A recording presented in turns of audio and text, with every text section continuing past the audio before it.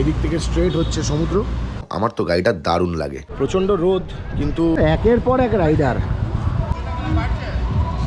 Must recommended place. তো good morning everyone. কালকে রাতটা তো দারুণ কাটালাম, ব্যাপকভাবে রাতে এনজয় করলাম সবাই মিলে। এখন সকাল বাজে 10টা। তো ঘুম থেকে উঠে পড়েছি আর এখন যাব ব্রেকফাস্ট করতে। তো দেখে নাও আমাদের হোটেলের ভিউটা। এদিক থেকে স্ট্রেট হচ্ছে সমুদ্র, আর এটা হচ্ছে চারিপাশের ভিউ। নিচে আমাদের গাড়ি দাঁড়িয়ে আছে, বাইক দাঁড়িয়ে আছে। তো দারুণ, হোটেলটা দারুণ, মাস্ট রেকমেন্ডেড। ব্যবহারও খুব ভালো, সার্ভিসও খুব ভালো। তো চলো ব্রেকফাস্ট করতে এখন বেরোবো। আর ওয়েদারও এখন ঠিকঠাকই আছে, খুব একটা গরম লাগছে না। জানি না বেলায় কি হবে, তো এখন তো ওয়েদার খুব ভালোই আছে। তো চলো বাকিটা বেরিয়ে দেখা হচ্ছে। এখন আমরা বেরিয়ে পড়ছি ব্রেকফাস্ট খেতে। ব্রেকফাস্টটা সেরে নেবো আশেপাশে কোনো একটা দোকান থেকে। তো এখন হোটেলের বাইরে বেরিয়ে পড়েছি, বাইকটা স্টার্ট দেবো। আর শেরপা বন্ধুরা দারুণ পারফরমেন্স দিয়েছে। তোমাদের কাছে যাদের CB200X আছে অবশ্যই কমেন্ট বক্সে জানাও। আমার তো গাড়িটা দারুণ লাগে। আমার কাছে অনেকগুলো ক্যাটাগরির বাইক আছে, তার মধ্যে শেরপা মানে CB200Xটা আমার one of my favourite bike. তো তোমাদের কার কিরম লাগে অবশ্যই জানাও।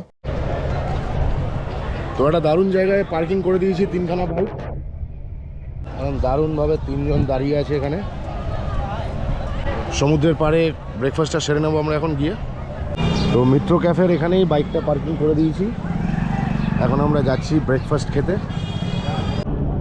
সানরাইজ হোটেল অ্যান্ড রেস্টুরেন্ট, ঠিক মিত্র ক্যাফের একদম পাশে।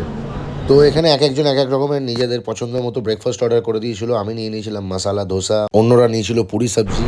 তো এখানে সবাই সবারটা অর্ডার করে দিয়েছে। কেউ পুরি সবজি খাচ্ছে, আমি ধোসা খাচ্ছি, এখানে আরও ধোসা খাচ্ছে অনেকে। তো এখন ব্রেকফাস্টটা সেরে নেব, তারপর দেখা হচ্ছে। এখন ডাবের দোকানে চলে এসেছি, আর এখন ডাব খাওয়া হবে।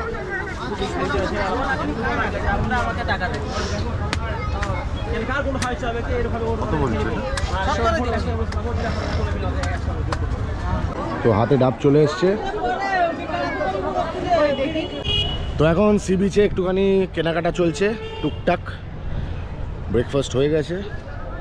প্রচণ্ড রোদ, কিন্তু হাওয়া আছে বলে খুব একটা অসুবিধা হচ্ছে না। ক্রাউড বেশ ভালোই আছে। তো এখন আমরা একটু বেরোচ্ছি। আমরা দুপুরবেলায় এসে একটু রেস্ট নিয়ে নিয়েছি, এখন আমরা বেরোচ্ছি একটুখানি ঘুরতে। তো এখন হোটেলের বাইরে বেরিয়ে পড়লাম। এখন ঘড়ির কাঁটায় বাজে 6টা বাজতে 5। একটা দারুণ পরিবেশ। এটা হচ্ছে আমাদের হোটেল গোল্ডেন সান। আমি আর সানা দাঁড়িয়ে আছি। হাই বলে দাও।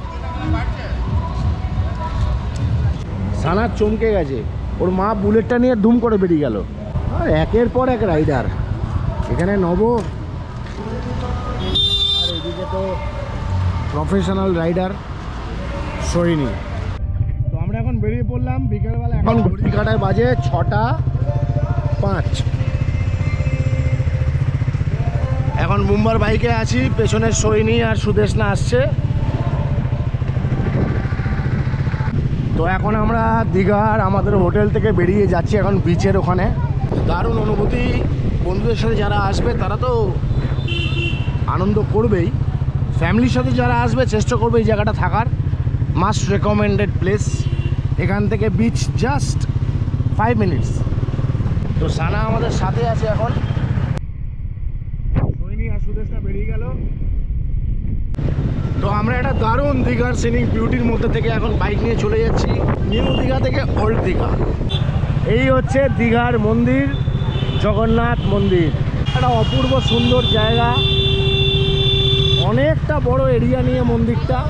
জাস্ট তোমরা দেখে নাও, অপূর্ব সুন্দর জায়গা। তো আমরা এখন সিহকের দিকে ঢুকে যাচ্ছি। ডান দিক চ।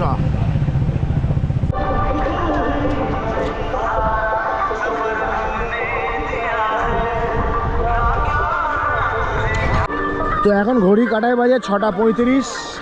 আমরা এখন সমুদ্রের পাড়ে। অসাধারণ পরিবেশ আর অসাধারণ হাওয়া দিচ্ছে। আর ওই দোকানে বলে দিয়েছি চা, একটু পরে এসে চা দিয়ে যাবে। একটা দারুণ পরিবেশের মধ্যে আমরা এখানে সময় কাটাচ্ছি, অসাধারণ জাস্ট। তো এই জায়গাটায় বেশ তোমরা যদি আসো তাহলে অনেকটাই ফাঁকা পাবে, তাছাড়া অন্যান্য দিকে কিন্তু প্রচন্ড ক্রাউড। তো আমরা এদিকে যেহেতু নিজেদের বাইক ছিল, তো আমরা সবাই এসে দারুণভাবে সময় কাটালাম। খুব সুন্দর পরিবেশ আর দারুণ হাওয়া দিচ্ছে। আমরা এখানে মোটামুটি ঘন্টাখানেক কাটিয়ে এখন বেরিয়ে পড়ছি। নিজের গাড়ি নিয়ে আসার মজাই আলাদা। তো এরমভাবেই আমরা সুন্দরভাবে দিনটা কাটালাম সবাই মিলে, আর খুব আনন্দ করলাম। আর নেক্সট ব্লগে আসছে যে এরপরে আমরা কি কি করলাম। ব্লগটা যদি তোমাদের ভালো লাগে তাহলে অবশ্যই কিন্তু পেজটাকে ফলো করে দাও, আর কমেন্ট আর লাইক করতে কিন্তু ভুলো না। আর যারা ইউটিউব থেকে দেখছো তারা অবশ্যই চ্যানেলটাকে সাবস্ক্রাইব করে দাও।